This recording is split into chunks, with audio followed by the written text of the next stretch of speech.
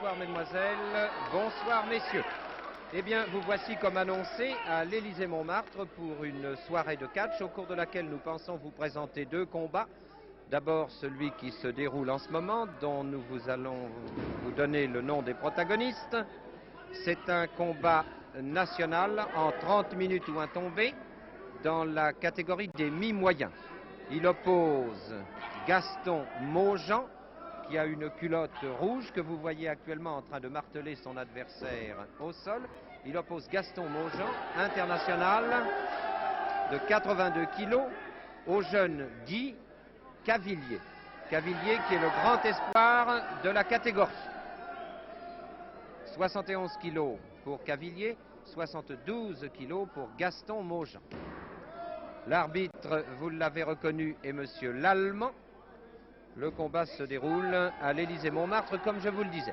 Il est prévu en 30 minutes ou un tombé. Il est commencé depuis environ 20 minutes.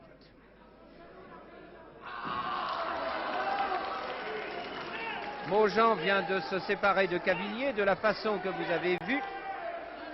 L'arbitre intervient. Nous pouvons dire que jusqu'à présent, nous avons assisté à un combat de stylistes.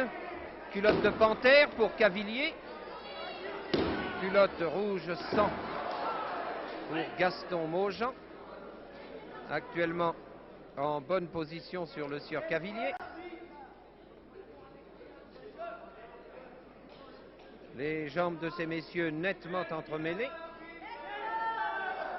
Monsieur Cavillier essayant de sortir de cette prise difficile avec l'aide de sa main gauche, si j'ai bonne vue, c'est-à-dire celle qui a le pouce à l'intérieur.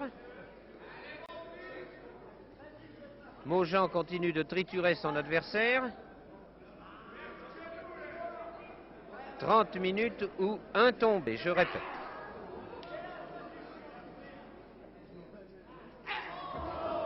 C'est pas très beau ce que vient de faire Maujean, mais vous voyez, il y a ce qu'on appelle une justice immanente, et Maujean se retrouve sur son séant, pour en sortir d'ailleurs immédiatement, et essayer à nouveau de tordre la jambe du pauvre Cavillier qui n'en peut mais, qui se trouve même très encordé actuellement dans un coin, qui reçoit un coup de pied dans ce qu'il est convenu d'appeler le postérieur, mais qui se dégage assez rapidement et qui commence le travail à la manchette à l'encontre des maxillaires et même de la nuque du sieur Maujean. Le sieur Maujean n'ayant à mon avis jusqu'à présent que ce qu'il a mérité.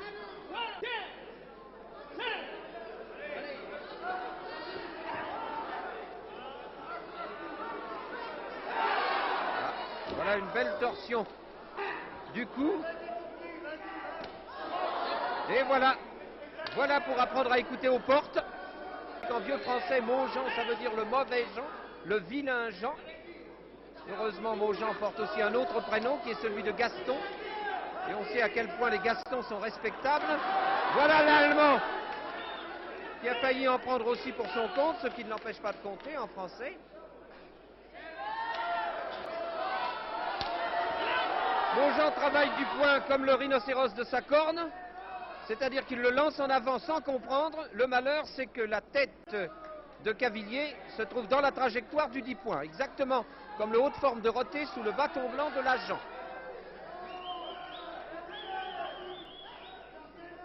Pour ceux qui ne saisiraient pas bien la nuance, relire Les Météores de Georges Courteline.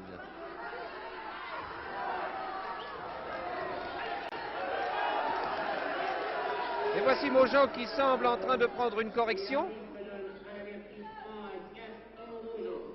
tandis que la voix de Taffanelli s'élève claire et nette pour signaler que l'arbitre a donné un avertissement à Gaston Maujean et que le combat, si on peut appeler cela un combat, est commencé depuis 20 minutes.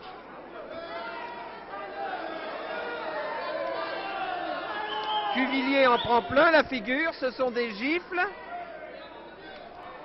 Maujean se sent un père pour Cuvillier.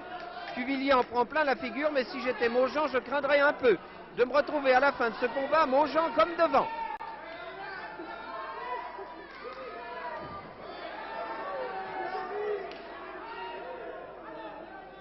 Le ring de l'Élysée-Montmartre ce soir a revêtu une très jolie couleur ocre foncé, comme un coucher de soleil.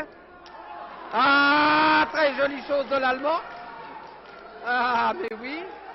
Intervention énergique de l'Allemand, tandis que Cuvillier envoie Maujean du côté nord, c'est-à-dire là où se trouvent les officiels, ou tout au moins une partie des officiels. Maujean va regagner sa place en faisant le grand tour, c'est-à-dire par le sud,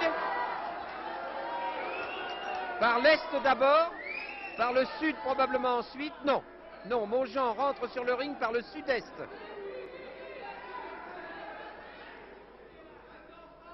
Pour retrouver Cuvillier, lequel Cuvillier s'étant emparé du bras droit de Maujean entend ne pas le lâcher pour autant. Il ne lui rendra qu'au prochain repas de façon à ce qu'il puisse s'en servir.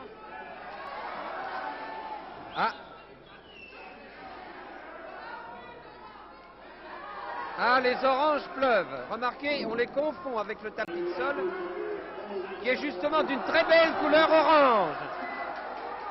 Et Maujean travaille à coups de genoux, ce qui est une façon comme une autre d'envoyer Cuvillier à terre, lequel Cuvillier se relève avant de glisser sur une peau d'orange. Les catcheurs glissent en général sur des peaux d'orange et les hommes politiques sur des peaux de banane. C'est ce qui différencie les uns des autres. Et voici le juste récompensé, comme il se doit, à l'Élysée-Montmartre comme ailleurs. Le juste étant dans une culotte de panthère et s'appelant le sieur Cavillier, comme je vous le disais tout à l'heure, l'injuste étant Gaston Maujean, culotte rouge, qui vient d'être battu, qui est relevé à la force du poignet, qui regagne son coin. Et en 23 minutes, Guy Cavillier, vainqueur. En 23 minutes, vous venez d'entendre Taffanelli, Guy Cavillier, le grand espoir de la catégorie des mi-moyens, vainqueur à l'Élysée-Montmartre de Gaston Maujean. Eh bien voilà une première partie du programme nettement remplie. Nous allons passer à la seconde partie du programme de ce soir à l'Élysée-Montmartre, c'est-à-dire assister à un grand combat international en 1 heure ou un tombé.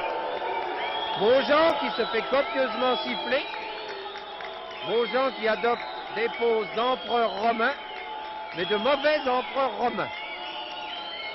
Il a une certaine alopécie du crâne, c'est un mot que j'ai appris depuis quelques jours, ça veut dire manque de cheveux et du reste.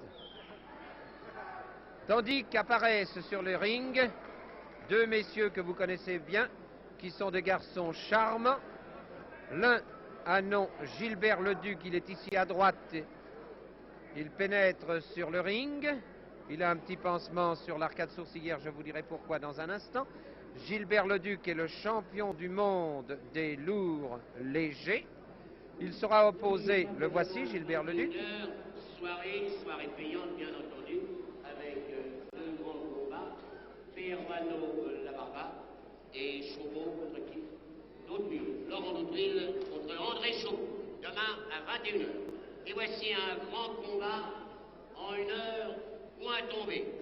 Le champion du monde des lourds légers, Gilbert Leduc, 89 kilos, contre Varnia de Zarzeki, 92 kilos. Varnia de Zarzeki. Varnia de Zarzeki. Arbitre Marcel Lallemand. Nous avons donc bien compris, arbitre Marcel Lallemand, grand combat international en 1 heure ou un tombé, avec comme protagoniste Gilbert Leduc, champion du monde de la catégorie des lourds légers, contre Varnia de Zarzeki, international.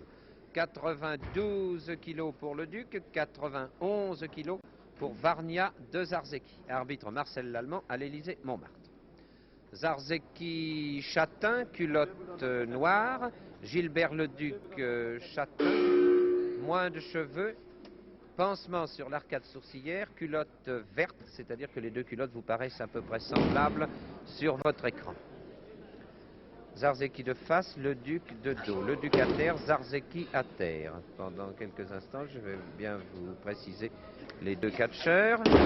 Leduc à terre qui se relève, le crâne un peu plus dégagé côté capillaire. Un peu moins que M. Frédéric Rossif, mais dégagé tout de même. Varnia de Zarzeki, qui semble un peu plus puissant, un peu plus lourd, qui vient de faire connaissance avec le sol et qui fait faire connaissance avec le sol à Gilbert Leduc. Pas de titre en jeu ce soir, et si justement Gilbert Leduc porte un pansement à l'arcade sourcilière, c'est à la suite de son dernier combat où son titre de champion du monde était en jeu contre l'affreux Von Schenock, il y a quelques jours, à Wagram. Gilbert Leduc a conservé son titre et a en plus un petit pansement sur l'œil gauche. Vous voyez qu'un bonheur n'arrive jamais seul.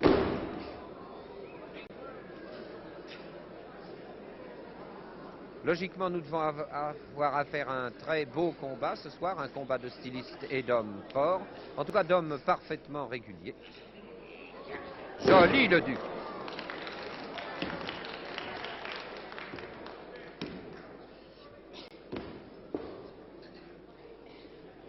Leduc tient solidement la tête de Zarzeki, sous laquelle il y a les 92 kilos du dit Zarzeki. Pas tout à fait, évidemment, il faut enlever le poids de la tête pour les puristes, mais enfin, en catch, et en général, la tête et le corps ne font qu'un.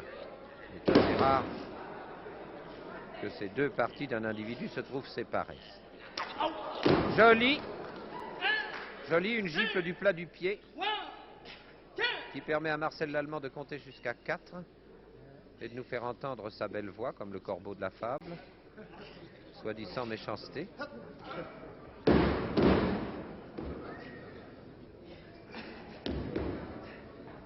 Et en souhaitant à Marcel Lallemand de ne pas recevoir un camembert.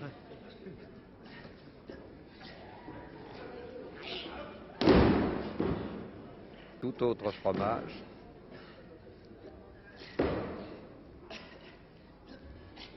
Comme le corbeau de la même fable.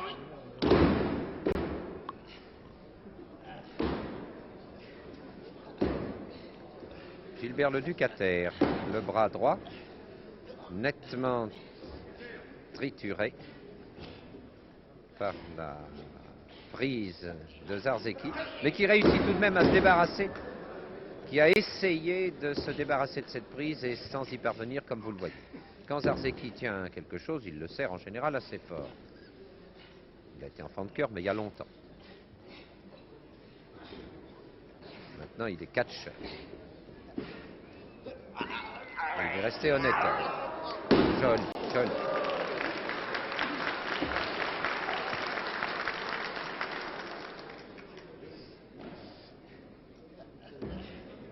Vous voyez qu'un champion du monde peut souffrir.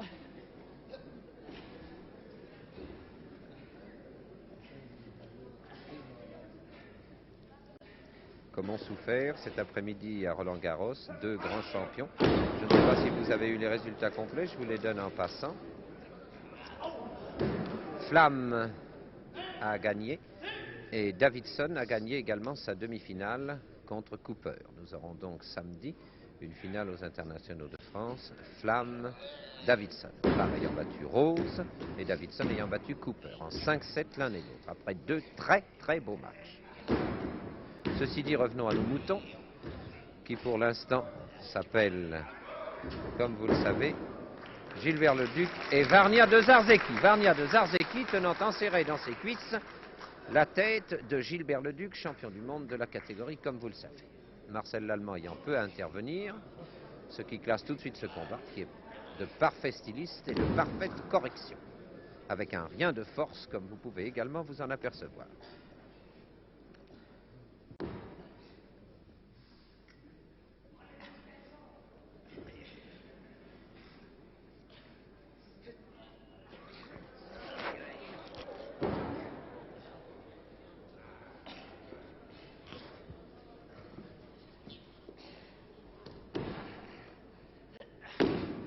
Zarzeki peut décider à lâcher sa proie, en l'occurrence le coup du champion du monde, Gilbert Leduc, lequel se tourne et se retourne dans tous les sens, comme vous le voyez. Exécute un tourniquet, se désencuisse de Varnia de Zarzeki et écarte les cuisses de son petit ami Varnia de Zarzeki, ce qui lui donne présentement un avantage que vous pouvez constater. Joli.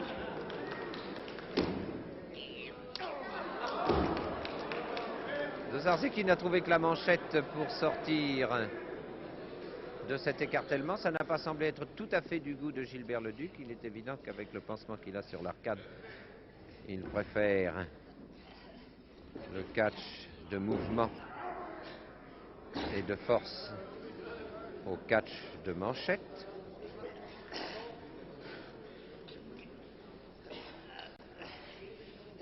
Il a prié avec beaucoup d'insistance Gilbert Leduc, monsieur de Zarzeki, de bien vouloir rester à ses genoux. Et vous avez vu que monsieur de Zarzeki n'en a eu cure. Les deux hommes sont parfaitement bâtis l'un et l'autre. Un peu plus en cuisse chez monsieur de Zarzeki. Un peu plus en cou peut-être chez Gilbert Leduc. 1 kilo de différence. Ce n'est pas bien grave quand on accuse 92 et 91 kilos.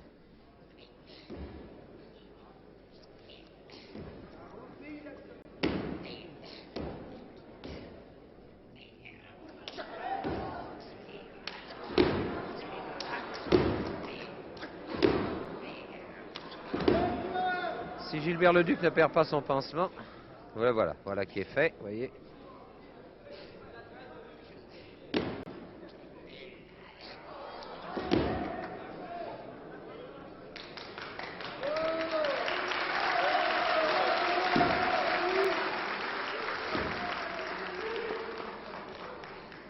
C'est pas de la faute de Zarzeki si Gilbert Leduc a un pansement.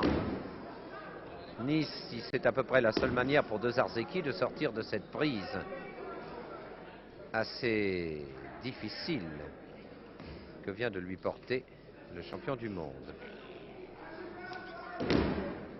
Ça glisse, mais ça doit tout de même faire mal à l'oreille, à la longue. Aussi bien Leduc se dit, je vais me placer dans une position différente.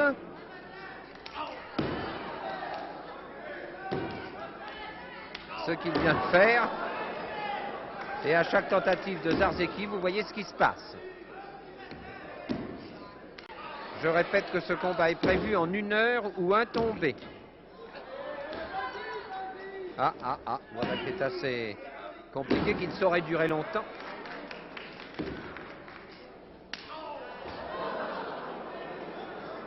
C'est la petite gifle du père de famille en passant pour une faute vénielle.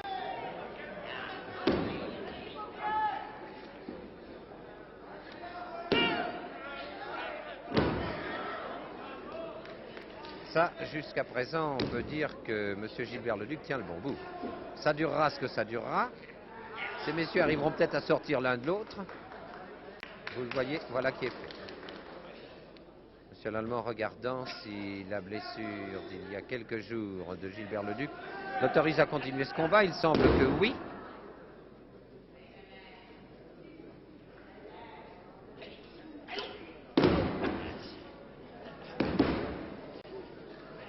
Et bien entendu, M. Varnia de Zarzeki va s'occuper maintenant de la main droite de Gilbert Leduc, lequel s'était tout à l'heure beaucoup trop occupé d'une partie de Varnia de Zarzeki.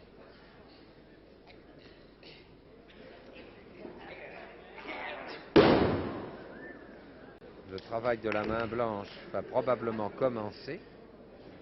Ce sont de légères petites torsions du côté du poignet.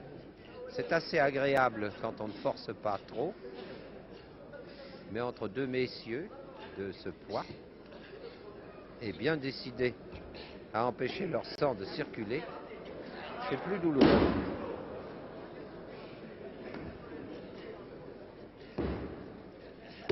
Voici M. Varnia de Zarzeki travaillant tranquillement le poignet de son adversaire, lequel se tord en tous sens. Un joli, très joli toupie frontal du champion du monde Gilbert Leduc.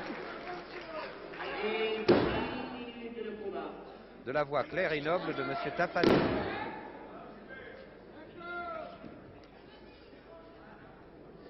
« 10 minutes de combat d'un combat prévu, je vous l'ai dit, je le répète, en 1 heure ou un tombé. International.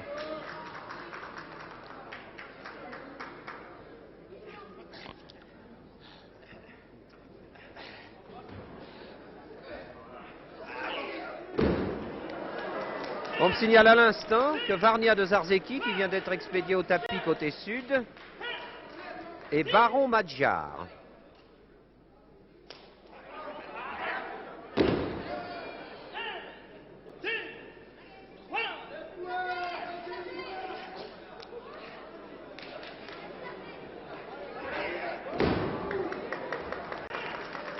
Baron Madjar est nettement expédié au sol en ce moment.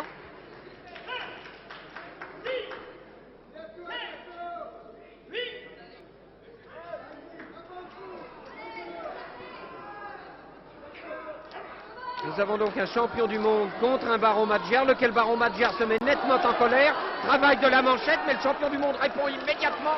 C'est une suite de coups très nets, parfaitement hongrois d'un côté et parfaitement mondiaux de l'autre. Il ne faut tout de même pas exagérer avec le pédigré des Madjar. Ça porterait malheur même à un champion du monde. D'autant plus que l'omoplate du Hongrois, les deux omoplates du Hongrois, me semblent parfaitement en place.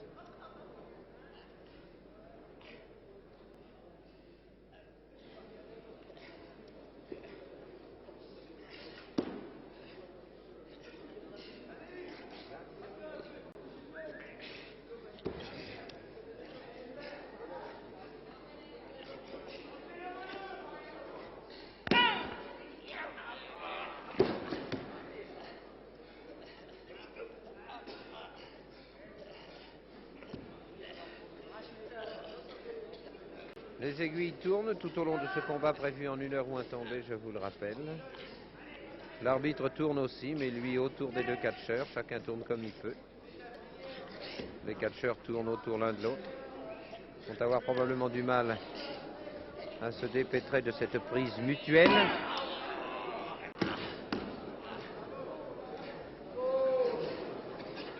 C'est un enfourchement porté à le duc par Varnia de Zarzeki.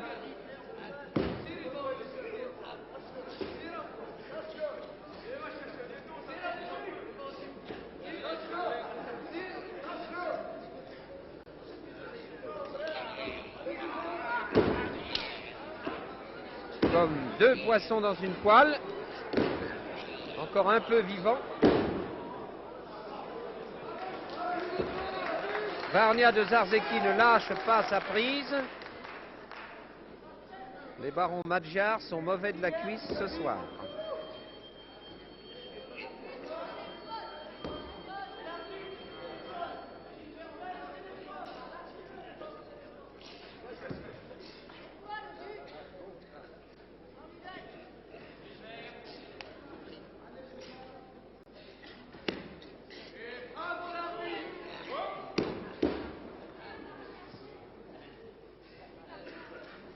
Le duc à terre, qui n'a plus autre chose à faire qu'à réfléchir en essayant de continuer à respirer. Réfléchir à la façon dont il va essayer de se sortir de cette prise. Ça me paraît assez compliqué. Vous savez, c'est très bien fermé, ces nœuds Madjar. Polono Madjar. Car c'est par son arrière-grand-tante que Varnia de Zarzeki est nettement hongrois. Pour le reste, il est polonais.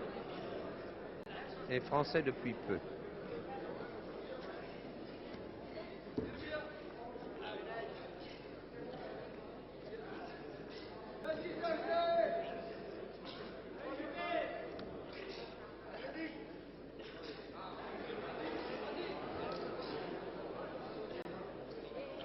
Vous voyez, Gilbert Leduc a l'air ici en position de vainqueur, mais il n'est pas du tout. Il ne sort absolument pas de ce ciseau zarzekien.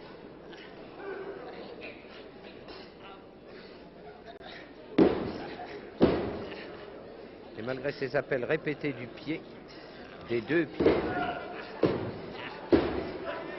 Hop! Ah, joli! Ah, très bon ça! Ah, le duc retrouve toute sa hargne et toute sa fureur, mais se trouve à nouveau parfaitement enfourché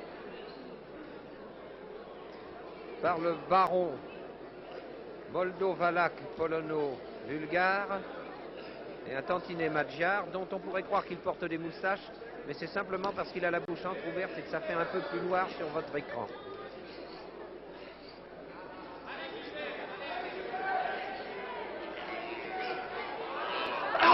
Ah oui, évidemment, c'était une solution. Le tout ensuite est de remonter sa culotte au bon endroit, car il ne faut perdre en catch ni le nord ni sa culotte. Encore moins sa culotte que le nord.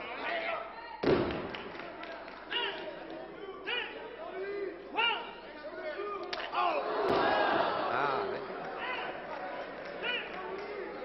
De Zarzeki fait connaissance avec le sol orangé de ce délicieux Élysée-Montmartre où les coups pleuvent. Et voyez qu'il n'est pas bon attaquer un baron Magyar. Nous ne nous en faisons d'ailleurs pas trop pour Gilbert Leduc qui est venu à bout il y a quelques jours d'un monsieur beaucoup plus difficile qui a nom von Schenock, l'étrangleur germain. Ah oui, c'est pas très joli parce que monsieur Gilbert Leduc est déjà un peu entamé au-dessus de l'arcade sourcilière, mais enfin c'est régulier en tout cas.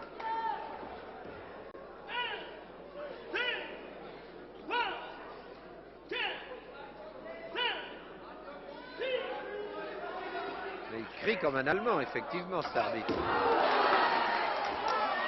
Joli tout cela!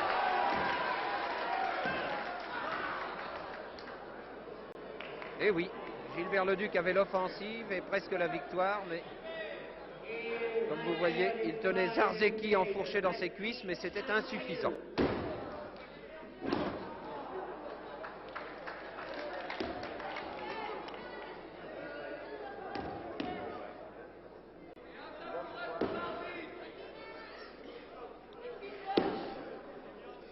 Et Taffanelli, qui connaît le pays, vient d'annoncer un voyage en Corse au vainqueur.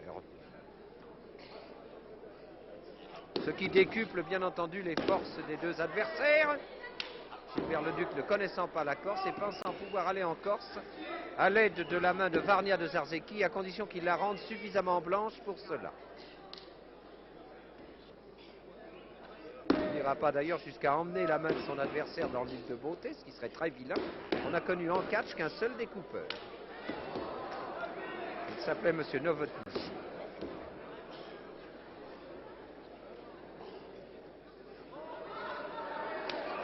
Ah, tandis que Monsieur Leduc s'occupe de la main gauche de Monsieur de Zarzeki, Monsieur de Zarzeki fait des gammes sur l'épine dorsale de Monsieur Gilbert Leduc, champion du monde. L'important est de trouver la bonne note. En tout cas, de cette façon, ce ne sera plus possible. Viens, mon petit, je m'occupe de ta main gauche. On dit que c'est celle du cœur. En tout cas, ça précipite tout le bonhomme du côté est.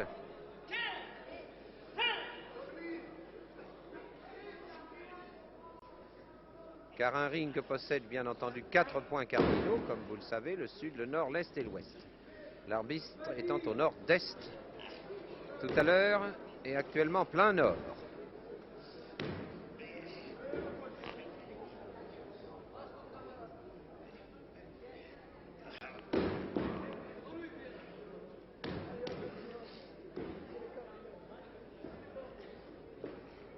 On me souffle une chanson bien connue des âmes tendres, mets ta main dans ma main, j'ai ta main dans ma main qui joue avec mes doigts.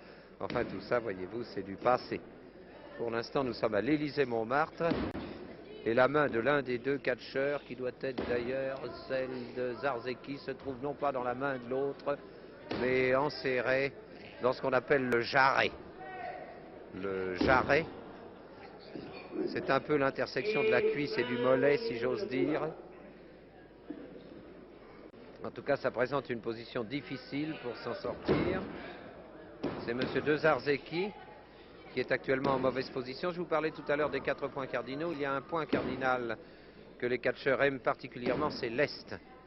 Surtout ceux-là qui virevoltent très rapidement et qui sont très lestes, si j'ose dire. Qu'on ne voit donc là-dedans aucune allusion politique. Et voici une belle élévation du champion du monde par le baron polono-magyar, qui se retrouve tout de même à terre. avec sa petite main plus blanche que jamais. Voyez, il vous fait des signes. L'autre aurait bien envie d'effeuiller la marguerite, en l'occurrence les 5 doigts du Polono Magyar. Mais enfin, on peut tout de même pas détacher 5 doigts comme ça d'un bras de catcheur, ni les jeter négligemment par-dessus les cordes du ring. Ça vous conduirait directement à la santé.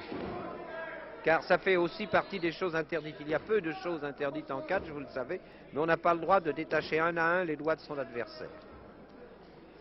Et si Zarzeki tape sur sa main, comme vous le voyez, avec l'autre main qui est à peu près valide, c'est tout simplement pour essayer d'y faire revenir le sang. C'est une chose bien connue des alpinistes, des skieurs, des gens qui prennent froid.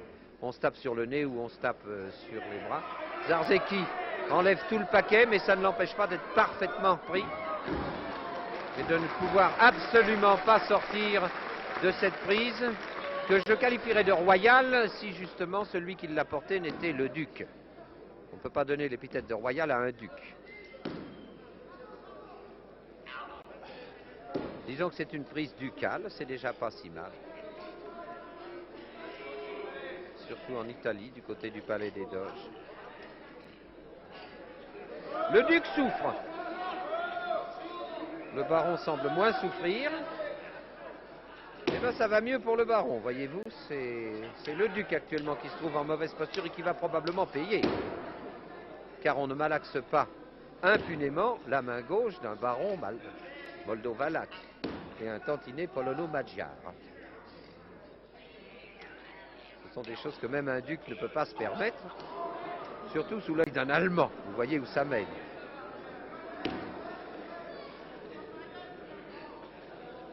De l'Allemand, pour l'instant, nous n'apercevons qu'une main, la plus dangereuse, la droite, puis 2 pieds. Réapparition de l'Allemand. Et travail en manchette du duc au menton du baron.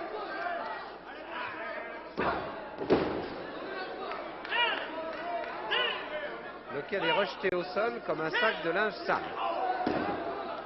Tout polono-magyar qu'il est.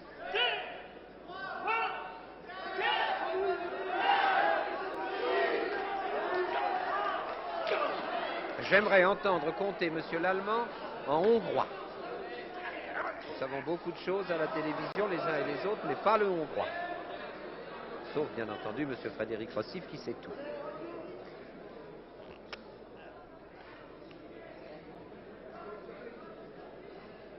Quoi qu'il en soit, bonne prise de Varnia de Zarzeki à la nuque de Gilbert Leduc, champion du monde, tandis qu'une voix nettement féminine et un tantinet pointu crie « Marchez-y sur le pied », ce qui est une façon comme une autre de marquer un avantage. Combat clair pourtant, comme vous le voyez, parfaitement loyal. On ne peut même pas dire brutal. Catch en force.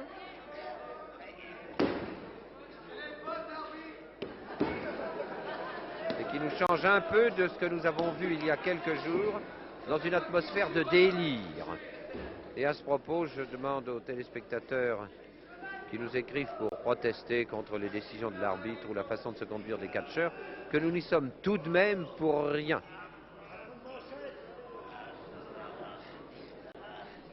Et qu'il ne faut pas non plus prendre trop au tragique certains matchs de catch, notamment à 4.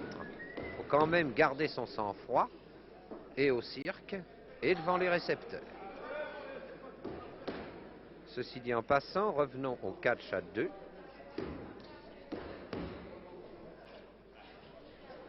Ou à 3, puisque nous avons un arbitre qui n'a d'ailleurs peu à intervenir. Je ne sais pas si vous avez un favori, moi personnellement je n'en ai pas. Je trouve que les deux hommes combattent très bien et très loyalement.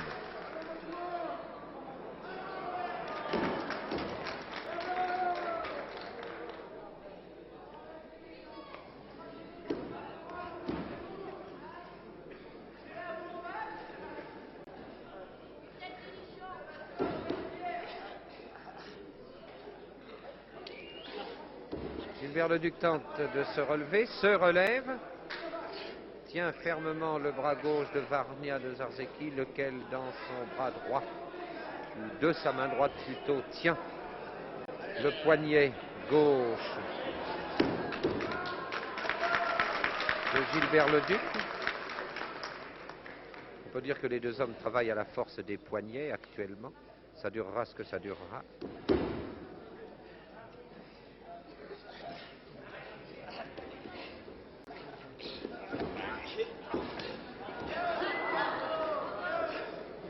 C'est Leduc qui conserve l'avantage. Ah, joli, joli. Une rétro-manchette suivie d'un faux départ de manchette qui a peu ému d'ailleurs Gilbert Leduc, lequel vient de précipiter Varnia de Zarzeki à terre. Mais il en a vu d'autres, Varnia de Zarzeki, et c'est quand on le croit fatigué qu'il se sent le plus fort. Varnia de Zarzeki qui vient de dire d'une manière un peu brutale à Gilbert Leduc: enfoncez-vous donc ça dans la tête, mon vieux champion du monde. Et on repart. De tout son poids, si j'ose dire, dans les 90 kilos, 91 et 92 pour être précis. Soit 183 en tout, me souffle à l'instant Jacques Anjubot, qui est aux manettes, comme vous le savez, et qui a son certificat d'études de surcroît.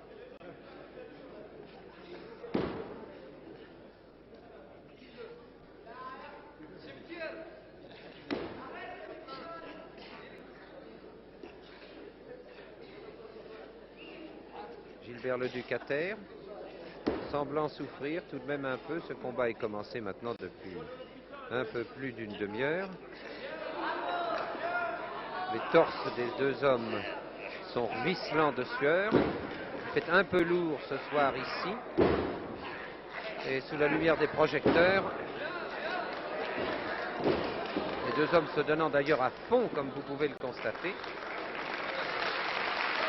en un combat qui est vivement apprécié et très nettement applaudi d'un public éclectique comme celui qui est toujours à l'Élysée-Montmartre.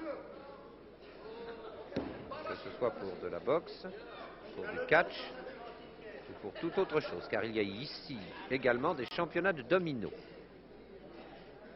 Et une partie d'échecs dont on a parlé longtemps.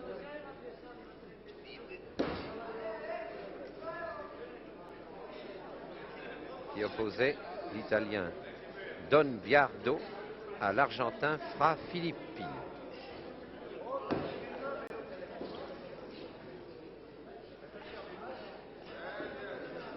Ça a duré exactement 5 jours. C'est en 1933.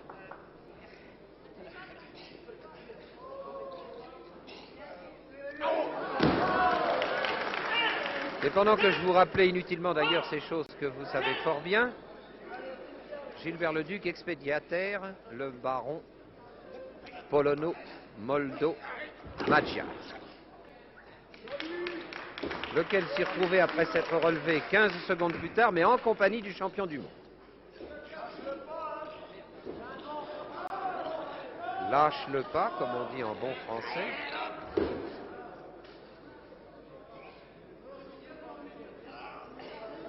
Voilà un nœud que n'aurait pas désavoué Alexandre le Grand, qui a d'ailleurs eu affaire à plus forte partie, si mes souvenirs sont exacts, qui s'est servi d'un sabre, ce qui était plus commode. À l'heure actuelle, malheureusement, si on donnait un coup de sabre là-dedans, on risquerait de retrouver 4 catcheurs. Comme le disait encore il n'y a pas longtemps mon ami Léon Zitrone à propos d'une recette de cuisine, et en citant une maxime de Napoléon: l'important est de frapper fort au bon endroit. Voyez que Gilbert Leduc fait ce qu'il peut pour appliquer cette maxime militaire, mais qui peut s'appliquer également au catch. Il frappe haut fort et il roule surtout au bon endroit. Voilà qui vous permet de mordre à plein orange, si j'ose dire, en rappelant que le tapis ce soir est de la couleur orange. Voilà le nez de Varnia de Zarzeki en plein tapis, mes enfants. Tapis pour lui, comme on dit.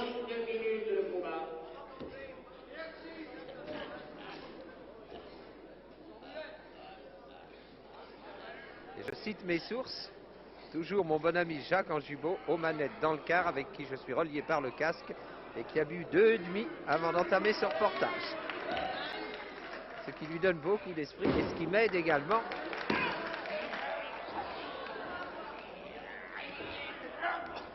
Les deux hommes se tordent comme Héraclès autour du bouclier concave. On ne voit aucune allusion là-dedans.